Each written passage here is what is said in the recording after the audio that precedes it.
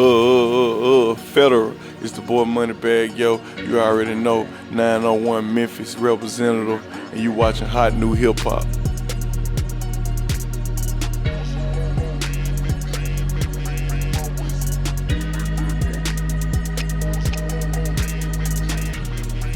Walker Homes, Tennessee is a small hood in South Memphis. The neighborhood I grew up in, it was rough, it was hard, you know what I'm saying?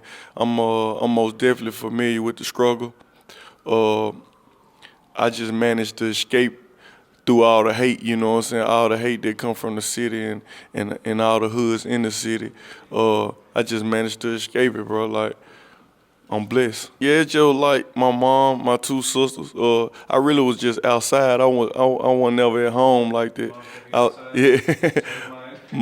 Mom, like, really, she wanted me in the house, but I was just booking. Like, even as a young one, like, I just was always hard-headed. Like, right now, like, you might tell me this the right thing for you to do, but I might try something else and just to see if it would work for me. Just going with, I just be having my own formula. Like, what I did growing up was, like, I was in school for a minute until I dropped out. I made it all the way to the 12th and dropped out, right? So a little time before that and during that time, that semester, I was trying out for basketball. I played football. I was just moving around, but I couldn't stick at it because I was too busy trying to run the streets. I had my first breakthrough in like 2015 with this record called I Need a Plug, right? But before that, I was rapping like a year and a half. So I'd say about 4-5 years ago, you know what I'm saying, before it just really happened before I got here today. Yeah, I was rapping as a kid, like, before the I Need a Plug song. Like, my first song was like a junk called Bum Money. Like, it was just on some young nigga shit, like, hot, you know what I mean? And I really, like, when I first started, I was just trying to get the hood attention. I just wanted that hood fame. Like, I just want the hood to notice me and know what's up with Moneybagg Yo. The people around me. And then it started, like, once I dropped that I Need a Plug, it expanded from the whole city and the outside cities, like the tri-states. Went crazy. The struggle, I ain't gonna even say like no artist or nothing like that. It really, the struggle motivated me to do it and say everything I'm doing, because this is what I'm seeing, this is what I saw, you know what I'm saying? So we gonna speak them facts on it. I got my name like growing up, childhood friend gave me my name. He's still around me right now, you know what I'm saying? Got my name just running the streets, chasing the money, trying to get to the money. And my real name, Mario, so they just abbreviated that for the Yo. And then the Moneybagg, you know what I'm saying, like, put some sauce on it. Now, it was actually, E.L.O is actually tatted right here, side of my face. It's like, it was my homie. Yeah. My brother, really, he died. I just, when his name was E.L.O, I just took it and abbreviated it like Everybody Lives On and made a CD like that and just tribute like to everybody that I lost during the time, like on the road to success. It taught me a lot, and it made me go harder than ever. You know what I mean? Like, I think them two important people I lost, like Sleepy, that was my brother, and E.L.O, my brother. Like, I just feel like them some angels I needed. Them were angels I needed, because soon as that happened to them, I wish they were still here today, but soon as that happened, like, my career started elevating. And they was telling me when they was alive, like, man, don't give up, bro. You gotta keep going, because it was time. They saw me want to give up. So they were the motivation before. They was like the motivation in the car. Like, I lost other personnels and family members and relatives, but it was that we ain't had a connection. Like, they connect these people, like, were in the car with me every single day, like, or every other day, and we was talking every other day or every day. So it just it was different. It means a lot. It means a lot to me though.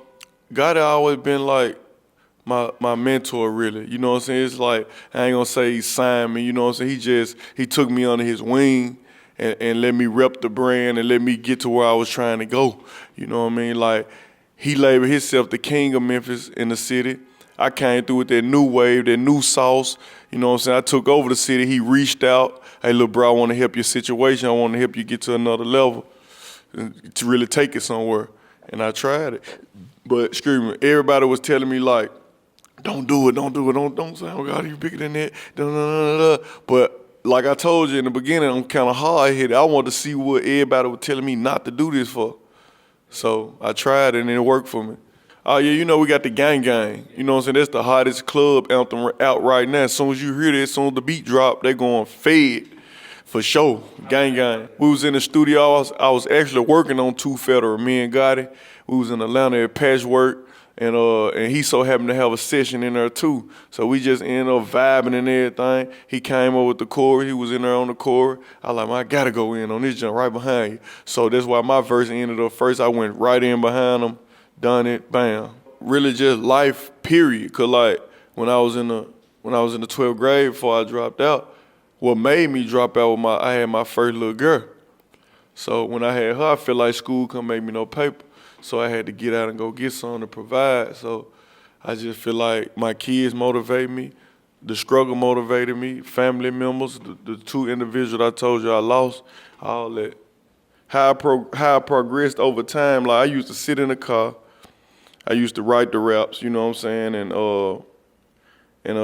scrape up the change, you know what I'm saying, a couple dollars, or try to piece it together from different individuals just to go to the studio and lay it, you know what I'm saying, into getting on the road, getting booked for shows, traveling, and not having time to just write like that. So guess what I had to do? Go straight in the booth and give them exactly what I see and feel. You know what I mean? So, and on this Federal 3 project, you're gonna hear the elevation, like the growth, and it's just bigger, but I'm still talking this shit. Federal 3 is always different. Like, on this project, I kicked everybody out the studio. I zoned out, I got in a whole nother world. And then like just by traveling, I've been in the clubs a lot. And when you hear this project, you're gonna hear like, got a lot of club records, got a lot of bounce in it, but there's Moneybagg Yo anyway. Like, if you want to get motivated, pop in Moneybagg Yo. You going through a situation with your girl, pop in Moneybagg Yo. I can help you out. You just fill out with your homeboy, I got you. You know what I'm saying? Just listen to me. You can pop me in, let me ride, bro. Couple producers send me tracks, but like majority of them, they'll come in with me. We catch each other vibe. I be like, hold up, bro. Like they need to give me my production credits on this jump too. Cause like, nah, for real though, like I be sitting in the jump and I just be like, they'll be playing or messing with the beat, messing with the sound, and I'll be like, nah, put this in there. Put this sound in there, take that out. Don't use it. So I really need some credit too. Executive producer on that. Young NBA Youngboy the only feature on Federal 3 because like Federal 3 is like personal tapes to me. I like to like vent a lot on them. He had this record called Just Made a Play. He was locked up or something. So due to his incarceration, like they reached out, they sent the record while he was in jail, his fam and everything. I hopped on it ASAP because I really like him, like genuinely. Like, I like everything he do because I feel him. I feel his struggle. I come from that. He just younger, but I come from that. You know what I mean? So I feel him. I embrace him. And like when I had to, I ain't get on this nerve when he got out of jail. I ain't constantly hit his phone or, bro, I need this from you. None of that. You know what I mean? But when I wanted him on something, I sent it. He hopped on it. Bam, rest history, Federal 3. I'm trying to be on a whole nother platform, bro. Like, then I'm trying to transition into fashion and a lot of other things. Spread my wings. Exactly. You gonna see.